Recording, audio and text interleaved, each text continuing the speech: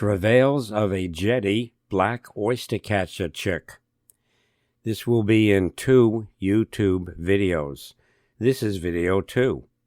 Each video stands alone, but I would hope you view them in order. First video 1, then video 2. Okay, I'm Joel Weintraub. I'm doing this with the help of Dawn Garcia. So let's look at what video 2 covers in more detail and look at the abbreviations here. We're going to look at the Dana Point Breakwater and camera locations. We're going to look at the summer 2024 Black Oystercatcher developmental videos. We're going to see a youngster growing up and a few photos as well. We're going to have observer notes, and we're also going to figure out a home range of the fledgling on the jetty. How far did it go in each direction? On video 1, we have the status and distribution of Black Oystercatchers, some nesting biology, stress and mortality factors, and I'll back that up with some videos that I have of the harbor and the stress that certain situations put on the family. Breakwater history of Dana Point, the history in Dana Point and South Orange County of Black Oystercatchers, and then using photos or frames from videos, the videos you're going to see here, we're going to do an overview of the growth of that fledgling in summer of 2024. So abbreviations, just to emphasize it. Bloy is a Black Oystercatcher. DG is Dawn. DP is Dana Point. And JW, I am JW. Also, it might be helpful to start off with some definitions. A jetty is a structure that projects from land out into the water, and the jetty is where the Black Oystercatcher had its nest. A type of jetty is a breakwater that protects a coast or harbor from the force of waves. And so we can use either one of these words to describe the situation in Dana Point. Looking at how we're going to name this young bird, people use the word chick a lot. I think it comes from chicken, actually. It's a young bird, especially newly hatched. But people generally ignore newly hatched, and they just say, well, a chick is a young bird. A fledgling is a young bird that has grown feathers and is learning to fly. However, oystercatchers are precocial.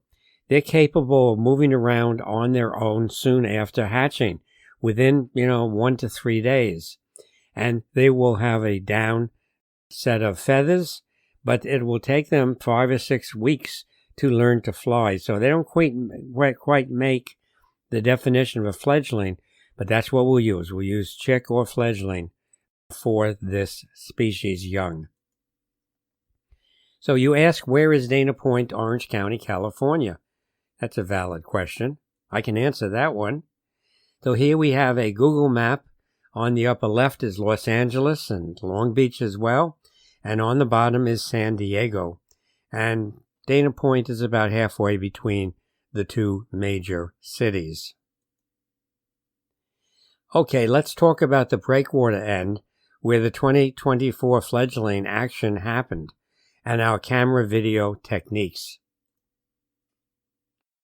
This photo from the Nordhaven parking strip shows the outer jetty from Harbor Island. The sidewalk there is often a busy place with runners, strollers, dog walkers, etc. In fact, when I'm doing videoing, you'll sometimes, if I hear people running nearby. But to avoid all this traffic in front of my camera lens, I film from off the pavement. I'm to the right of that sign. In fact, some people may not think it's a sign until they look on the other side. But there's the tripod set up, and there's the outer jetty, and you can see the tower at the end. And a look at what that sign looks like. It would be nice to have it on both sides, actually, I think. My camera is a Nikon P1000 in bird mode usually, and optically zoomed to an equivalent 3000 millimeter lens, equivalent to a 60 power spotting scope, and I use it as a spotting scope sometimes. The lowest camera power is a half a power. And here it is set up. I'm going to show you, I'm going to put a circle around there, the approximate location of the Bloy family from August 21st to October 3rd, 2024. October 3rd in the morning, and I'll tell you why I'm specifying that later.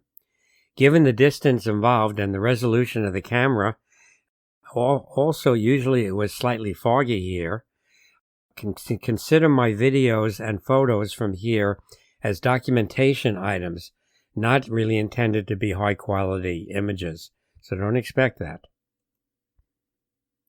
A more detailed look at the jetty and some of the important areas. I have named some of the rocks, gave name to, especially like Sharktooth, which is very prominent.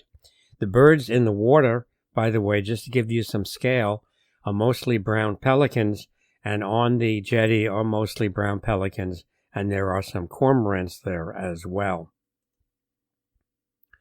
The distance between the Nikon P1000 camera position and the jetty where the Bloy were was from about 800 to over 950 feet. How that was calculated will be explained at the video's end.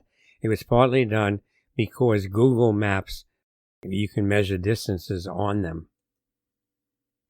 Videos shown in this presentation are usually zoomed in, but here's one full width to emphasize the zoom capability of the P1000 camera. So this is the full width of and the height of the camera frame, and what we're going to do is we're going to zoom out so you can get an idea of how far away that is. Obviously my photography is not impacting the family, the Oystercatcher family. I usually spent at least a half an hour in the early morning watching and filming the Oystercatchers. I was hoping to capture the wing development of the fledgling, and I picked those parts of videos I filmed to show you that as we go through the video section toward the end. Dawn Garcia's photos were taken from a kayak from 30 to 50 feet from the edge of the jetty. Her camera was a Canon PowerShot SX70 HS and maximum zoom of equivalent 1365 millimeter lens for those camera buffs here. And I took a picture on September 18th of Dawn. When she goes around the harbor with her kayak, she picks up debris, floating debris. That's what you see in the front of her kayak. Once the chick was discovered by DG, Dawn, she and I were at the harbor for at least 26 different observation dates. And I show you that in August and September and October. And I stopped this October 3rd. Tell you why, although we have gone out after that as well. To reduce the length of this YouTube video, not all field observation dates with photos or videos are shown. I have some other documentation I'm going to share with you. I looked at the messages on the Orange County Birding Group, and whenever I give you a reference, it's going to show up in the show notes. So if you're interested in following up on any of this material, that will be available. So there were a bunch of messages on the 2024 Dana Point ploys. This resource will be abbreviated as OC Birding. I also looked at checklists submitted to eBird, and if you don't know what eBird is, most birders do, you can look that up, by DG for the hotspot Dana Point Harbor, and noted any comments excuse me, about the 2024 fledgling and parents to include in this video. For each field day, I plotted where on the jetty the Oystercatcher family was located to find out the extent of their home range. Using Dawn's photos on days I wasn't at the harbor, I matched her area images to the Jetty rocks and added her sites to the totals.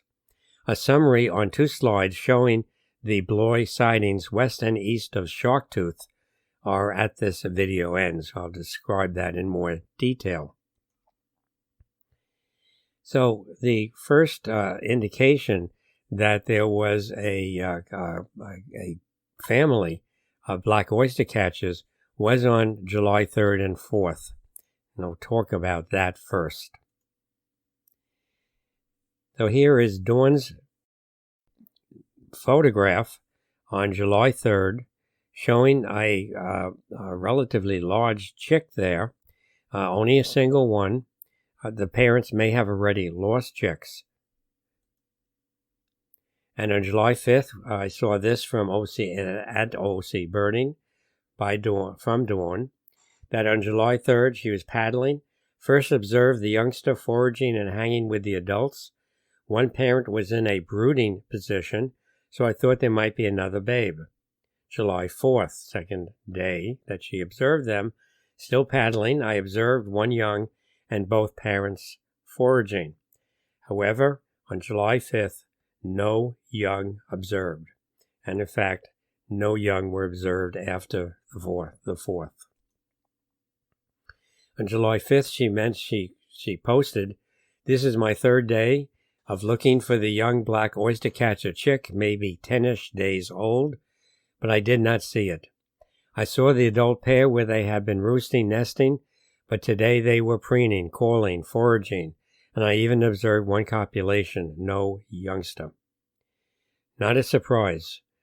The nest success has been very low in the harbor and on the jetty. Very, very low. But oystercatchers, Black Oystercatchers, can re-nest after they lose the first clutch. I was out of town during those dates, but photographed on July 6th the parent birds near DG's fledgling site. It shows you the 2 oystercatchers there. So a second brood was found on August 21st, 2024. Again, Dawn was the first one to find it. She alerted me, and I went down to the harbor and did some photography and posted this to OC Birding on that date. And I said that Dawn Garcia found a Black Oystercatcher chick this morning on the outer jetty at Dana Point Harbor. Alerted to the finding, I went down and photographed the chick from the island in front of the Nordhaven building. I don't think the survival rate, is high for nesting attempts in the harbor. And on our video number 1, I went through the history of Black Oystercatcher in Dana Point, and there have been very, very few nests, and only one real 2012 sighting of a juvenile, a very large young of Black Oystercatchers. So we visited the Breakwater and both that morning independently, and both of us went out together in the afternoon because we saw a message posted by Robert McNabb, and I want to show you that in a second. But here is a video, the first video basically I was taking on August 21st. I was using a very light tripod, so there's lots of vibration in the frames, and I switched later to a much heavier tripod. You'll see the chick actually going under the wing of one of the parents in a brooding posture.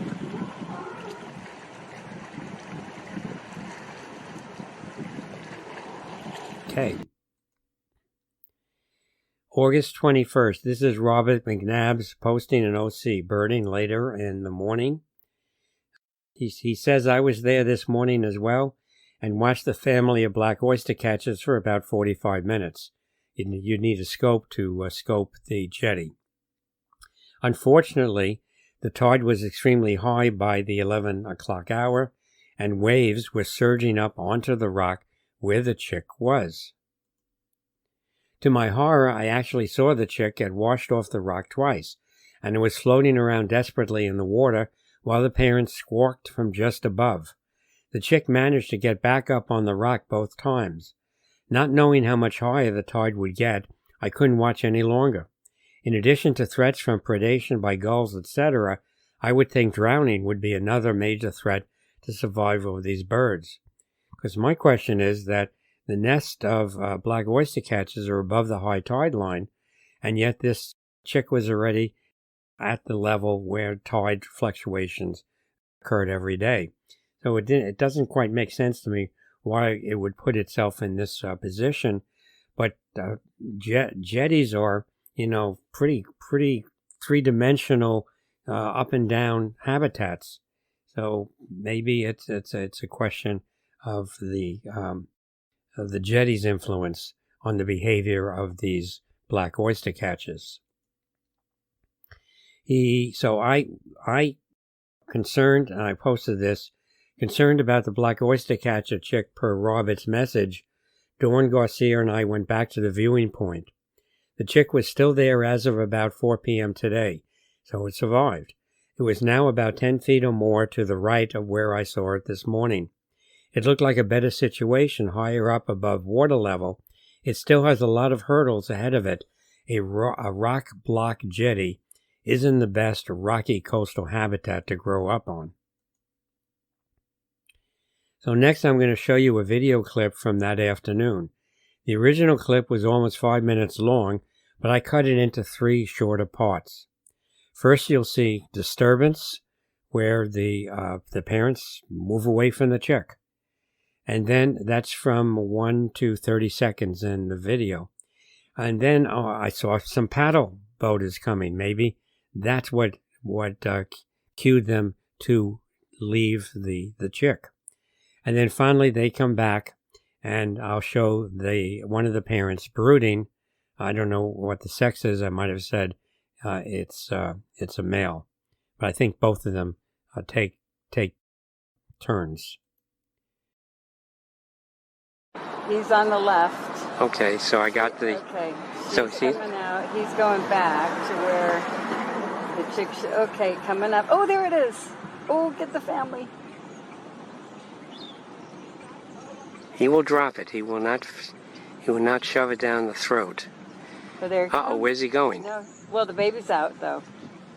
Don't move the.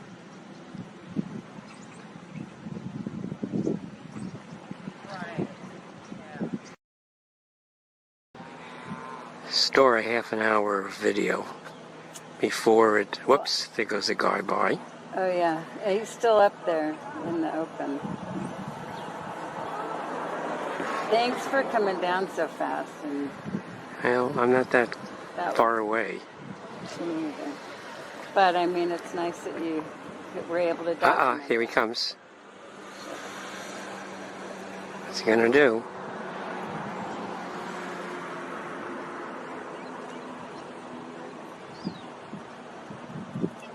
It's like, I don't want to get washed in that ocean again. No, there goes the adult.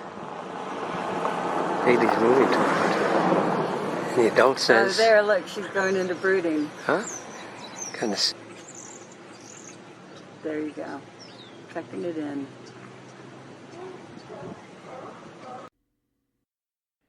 Now note, if conversations of passerbys were recorded on the videos, that video clip was muted on this presentation. Dawn gave permission to leave the audio of our conversation on the 21st. Hope you heard it over my my narration of things. As I expected, I had trouble with that video and had to insert it into this talk separately. So let's return to our timeline.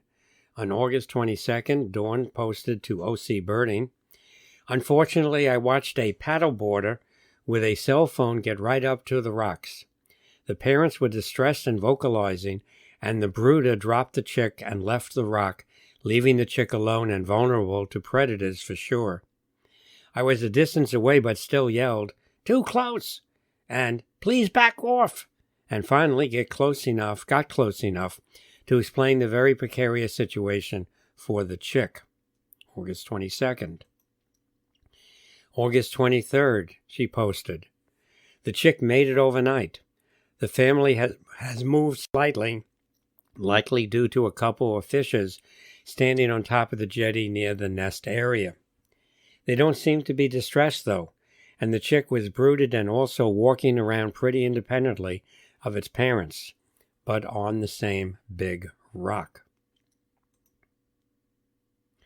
So let's jump to August 27th, 2024. And here is a video of that.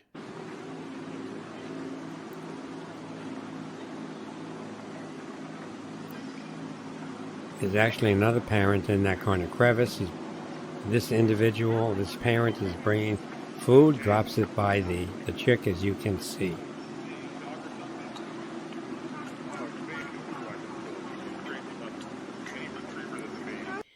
August 28th.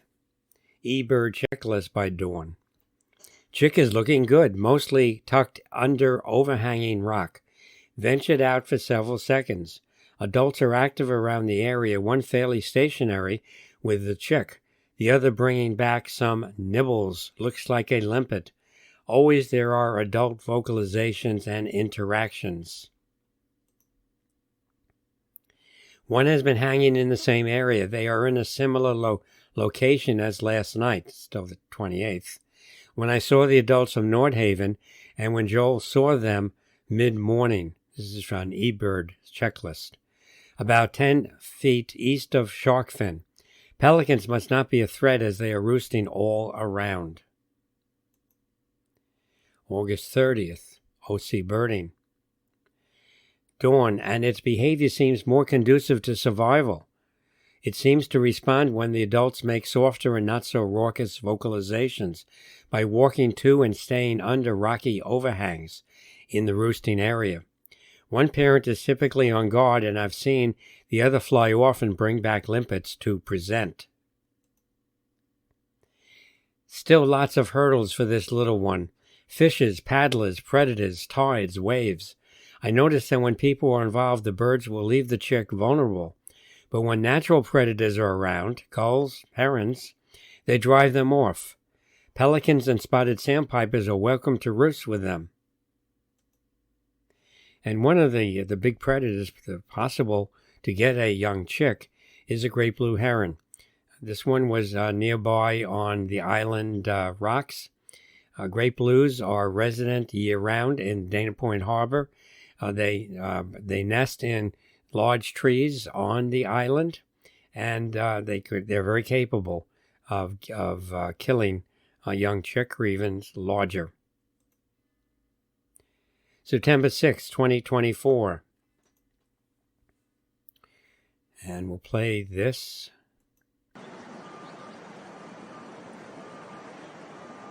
Pay attention, you're going to see some wing action.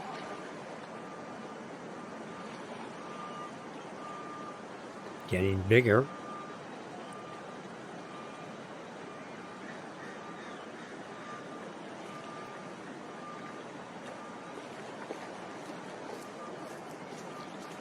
But that chick is a long way from flying. September 6th. It isn't until October that we thought, and I'll show you why we thought that that this chick attained flight. September 10th. Show you an E-Bird posting by Dawn. Adults in regular haunt east of Sharkfin Rock under dead pelican. That's a protective mechanism. No chick seen. Pair alerted to me, I thought, as my boat drifted closer, then saw osprey overhead. About 10 minutes later, adults started vocalizing, and I heard soft peeping. Out popped the chick and parents, very watchful, foraging together. Nice.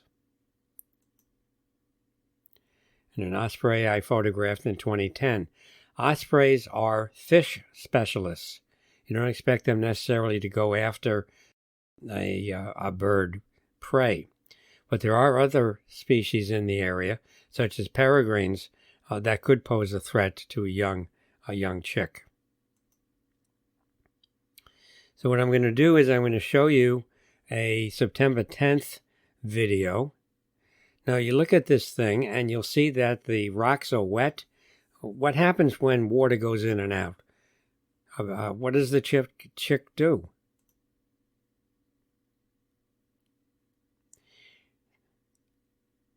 I'm going to have a couple of videos to the right of this, very close to it. The chick could actually walk to the right area if the water was lower.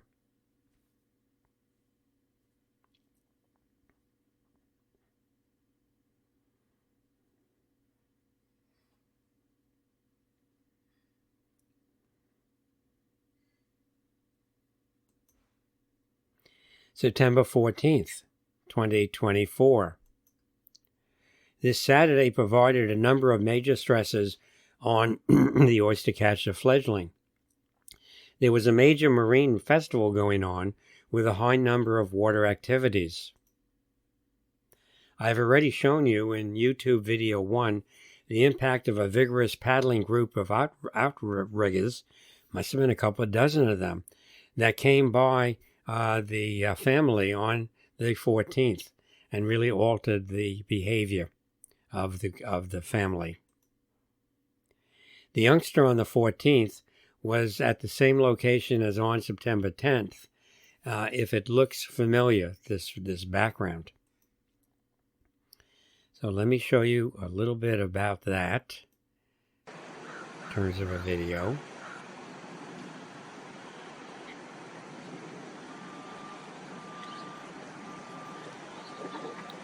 Most of these pictures are taken early in the morning.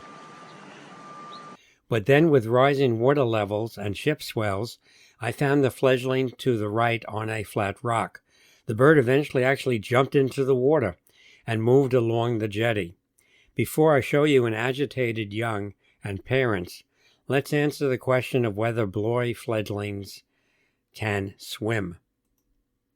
According to one online source, which is actually the National Park Service, the quote, although they don't swim, Black Oystercatcher chicks will sometimes dive underwater to avoid predators. Heck, if they dive underwater, they're swimming. However, the statement is not correct. My video shows surface swimming, and others have also noted it. And remember that all the references are going to be in the show notes. So I found a paper by Morgan in 1994 who indicated that Oystercatcher young, Black Oystercatcher young, fledged birds can swim. Morgan observed young under duress dive underwater and swim with movements of their wings, as well as swimming on the surface using their feet. Morgan compared the surface swimming in a manner similar to a gull. So I'm going to show you this. You're going to see later, by the way, this rock platform and steep rock, you see, with that blasting hole in it and the same sort of pacing behavior. So there's a history of this area and the fledgling. Pacing back and forth, parents are vocalizing, the water is rising, maybe the tide is coming into the harbor. So the chick has only two choices here, really. Either climb the rock or to try and keep going to the right of the screen. The parents can go to the right, as you will see. But the chick's not developed enough to do that. Goes that way, but you know that's not a real solution. So the parents fly over there. Maybe they think the chick will follow them. Not going to be the case.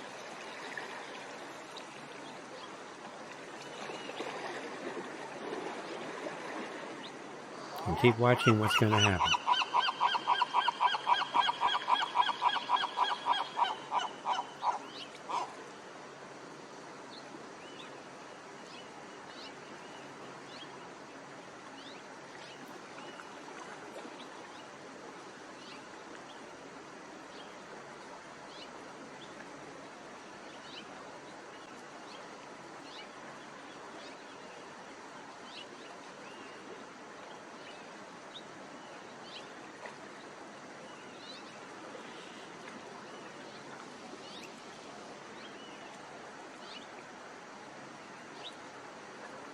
I was pretty surprised, actually, trying to find the chick again. Got to that rock. That's not going to be enough.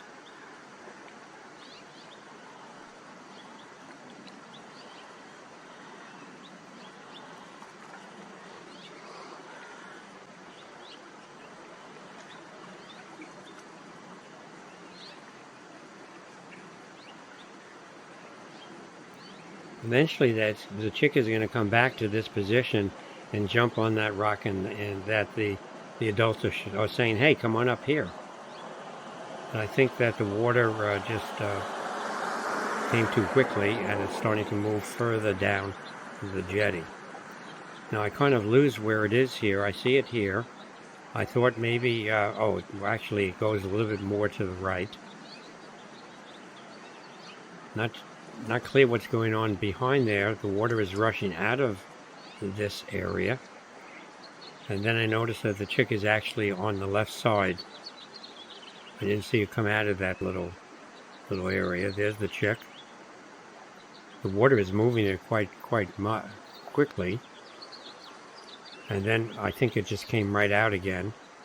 And then I've caught up to it here. And now it will have enough strength to jump up on that rock, joined by a parent.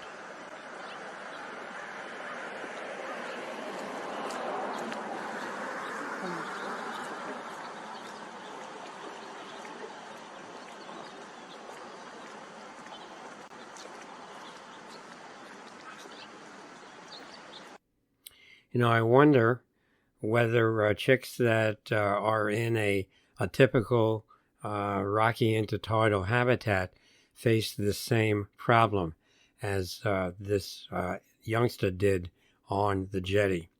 So I mapped on the jetty what happened on that date. The picture is from September 18th, but I'll use it for September 14th water movement. It starts off at that little kind of cave at 0. I found it on 1. You can see you could walk that way if the water levels are low enough. It then jumped into the water, went to 2, eventually went all the way down to 3, and then came back and then jumped up to 4. Quite an adventure. So on September 18th, I want to show you 2 segments from the same video clip.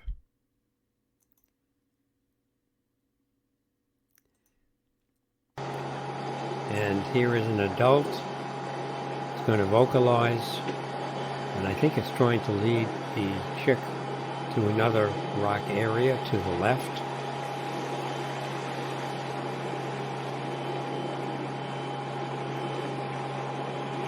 The parent will come down.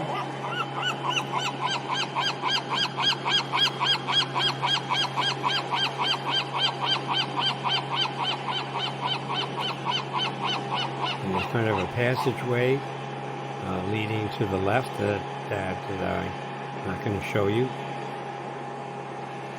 But eventually the chick will go down that passageway.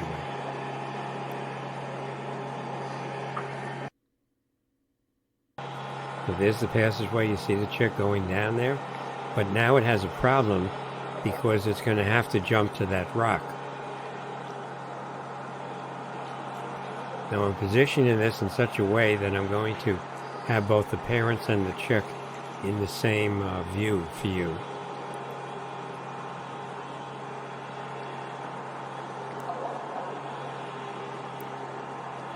Parents spent a lot of time with the chick.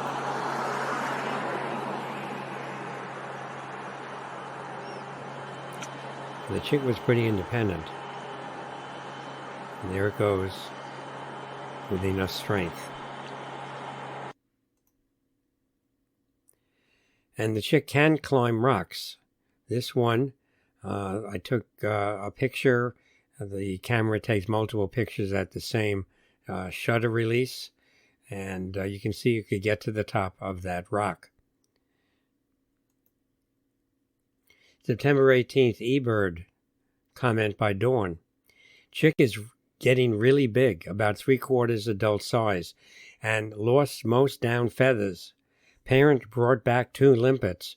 Other parent hangs out. Chick still uses rocks as cover, about 30 days old. Limpets were a major source of their diet. Oystercatchers also will feed on mussels. They rarely feed on oysters.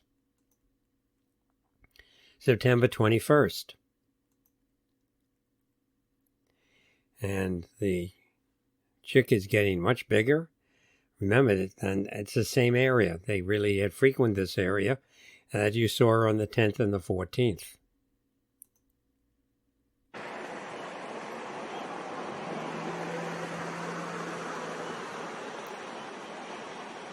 Now the parent brings food, puts it down, chick feeds on it. I'm going to show you a different behavior in a couple of days.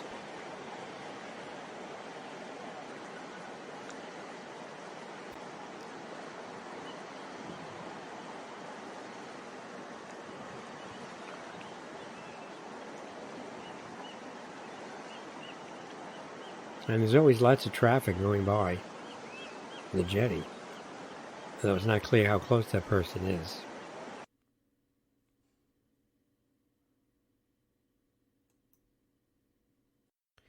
Then I have from the 21st, I saw that the youngster was practicing, or maybe not even practicing, and was trying to pry limpets off of rocks. Show you what this looks like. The bill comes to a sharp point here, chisel-like almost. And the bird turns its head and tries to get under the limpet, pry it up. And I'm going to show you on the 21st, again, we're at that rock that I pointed out initially that had that blasting hole. What I'm not going to show you is the video that came before this, in which there's 48 seconds of pacing on the rock. So the youngster is actually agitated. Remember, this is where it was trapped and finally jumped in the water, same area. And this time it's going to try and climb this rock. It could go back. It could go to the left of this, to that cave-like area that you saw earlier. But it's determined to go up this steep cliff. Maybe this is how it learns how to fly.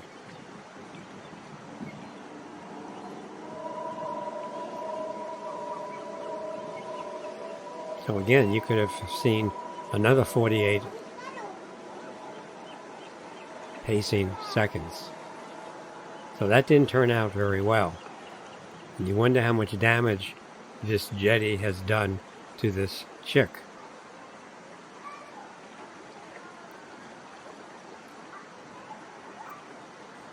I don't know if it tried it again. I'm going to speed that, slow that down to quarter speed. And I noticed that it may not have been this event that did it, but the youngster was favoring its left foot.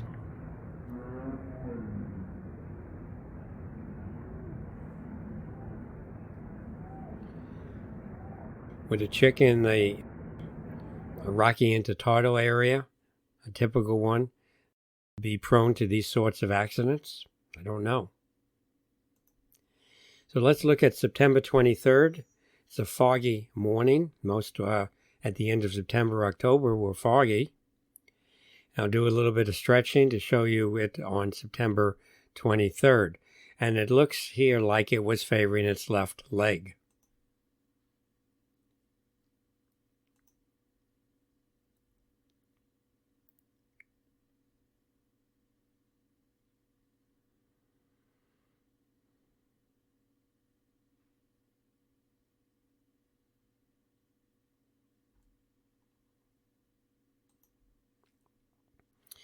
A Herman's gull landed close to them, and I divided the video into two segments, 140 seconds apart. So the Herman's gull stay there for a longer time than you will see here. You can see the chick kind of in the background, and then, and I think that parent actually vocalized when the Herman's gull came. The other one comes in, and then 140 seconds later, it takes off, and the young comes out of wherever it was in that background area.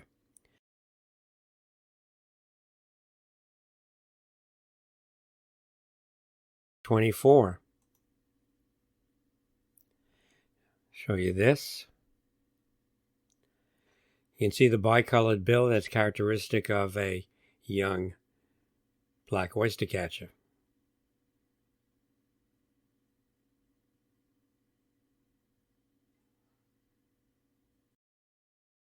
eBird report by Dawn. Youngster looks very close to adult size, exploring more on rocks. Foraging and all have moved east closer to the end of the jetty. Osprey flew over and adults gave a trilling call, obviously a warning, and the teen tucked away. It seems to be very aware that it blends into the black rocks. My camera does not want to get a clear photo of this bird. Maybe it is being in a kayak and motion. September 26. Actually some sun when I went out. Another look at the wing action.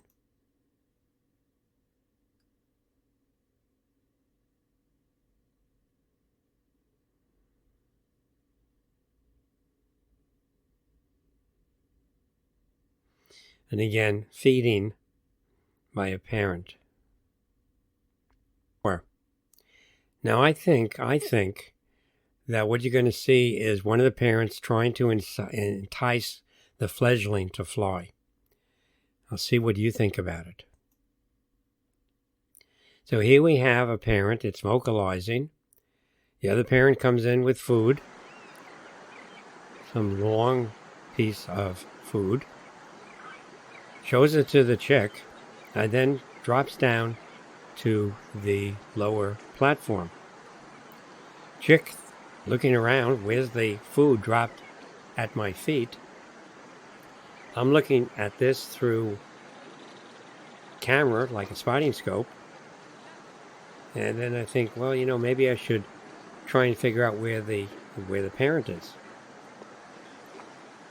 So I zoom out. You can see it's in that little cave-like thing that we have noticed before, and the chick is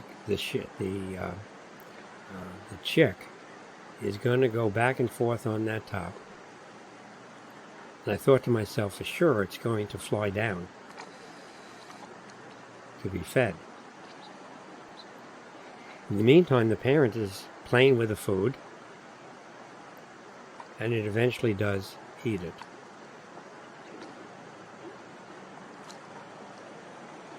But it's displaying it quite a bit.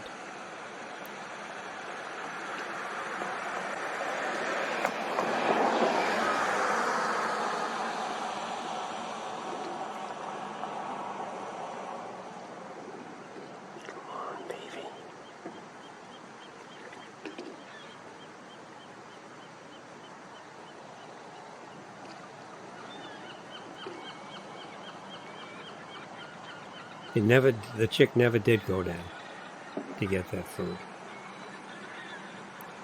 And of course we were wondering, when is it going to fly? It's certainly older than 5 weeks, which a lot of the literature say is when black oystercatcher young start to fly.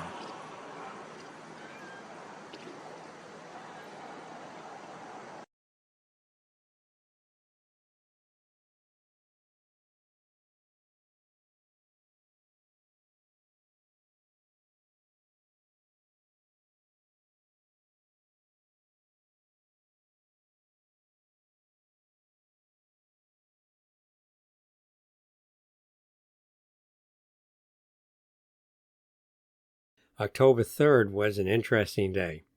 Very, very foggy.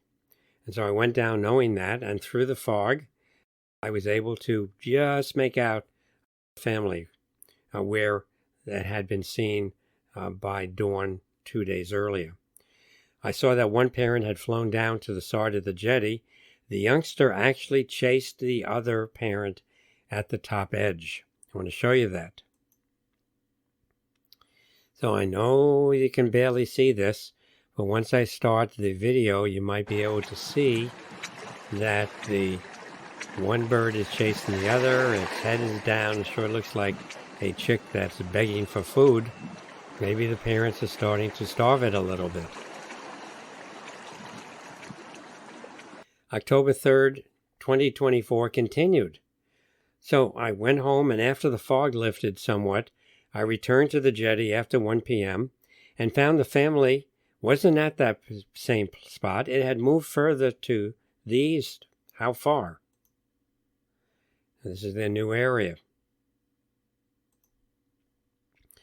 Well, they had moved, my calculations is they moved 141 feet. That's more than they have done the whole time I've been watching them. Here, you know, that little cave that we were talking about, the family was seen there on September 21st, 23rd, 24th, all the way to the 29th. And then we found them a little bit to the right on October 1st and 3rd in the morning. And then all of a sudden on the afternoon of October 3rd, they're all the way to the left. So what's going on? The Oystercatchers were still there at that new location on October 4th in the morning, but when I went back that afternoon, they were not to be seen. The area on the 4th was being taken over by pelicans and cormorants. Little picture there of it. I did not see the family on the morning of October 5th, but dawn on the 6th saw them by Sharktooth. That's 220 feet approximately from where they were on the 4th. So now they're starting to make these movements.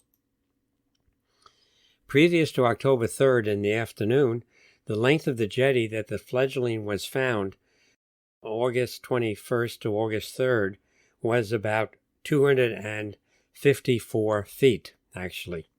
Short of seeing this bird fly, I think it likely, but I could be wrong, given the 140-foot movement along the jetty in a single morning, that this 46-day fledgling had now achieved flight, and so gets a new title of juvenile, ending this study, although we went out afterwards independently to look for the bird.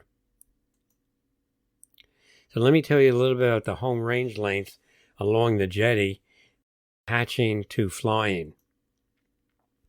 And I'm using a very broad definition of home range, anywhere a bird happens to wander. There's some very good definitions that have some ecological connotation. This does not. And so the August sightings were to the right, looking at, from my position, of Sharktooth. You can see them. There's 196 there. And then in September, most of the sightings were to the left, looking down. Actually, I'm looking south toward Sharktooth. So how does one measure the length? Well, Google Maps has you can measure things on Google Maps, and you can take that jetty and put it in 3D view. So Sharktooth is very prominent. There's no doubt what that rock is.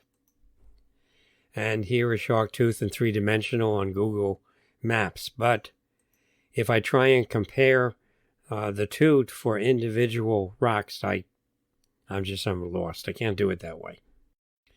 So strategy 2 and 3 are to use geometry, laws of sines and cosines, paper and pen, etc. The measurements here are all done on Google Maps. The tower is in the upper left, the Sharktooth is on the upper right, and the island camera position is down below. So I have all of the footage there. I have all the angles within the triangle, and I can add to this some angles that I can put on my iPhone with a simple compass program. It's only accurate to a 1, 2, 3, not a fraction of an angle. But I'm thinking that probably if I'm accurate to within plus or minus 10 feet, using these measurements, I'd be in pretty good shape. And so with paper methodology, or with the sines and cosines, they pretty much agreed. They both said 254 feet length of the jetty. So I hope you enjoyed this growing up of a young chick on the breakwaters at Dana Point. The odds were against its survival. It did pretty well. And I hope that if you haven't looked at video 1 that went through species status and biology, habitat stresses with a bunch of videos, its history in Orange County and in Dana Point, and then I look using just basically photos, what we went through with videos, I would suggest it very strongly. So this has been another of my JDW talks. I have YouTube talks on genealogy topics, natural history topics, virtual birding field trips, birding optics. And I checked my subscriber list. I actually have over 900 people who subscribe. I'm not producing these at a very fast rate anymore. I have over 100 videos on YouTube. But if you want to subscribe and increase the number of subscribers I have, that would be great. So go out to Dana Point if you're an Orange County resident, and take a look and try and find the threesome, the family, and see if you can see the difference between an immature and an adult black oystercatcher. Bye-bye.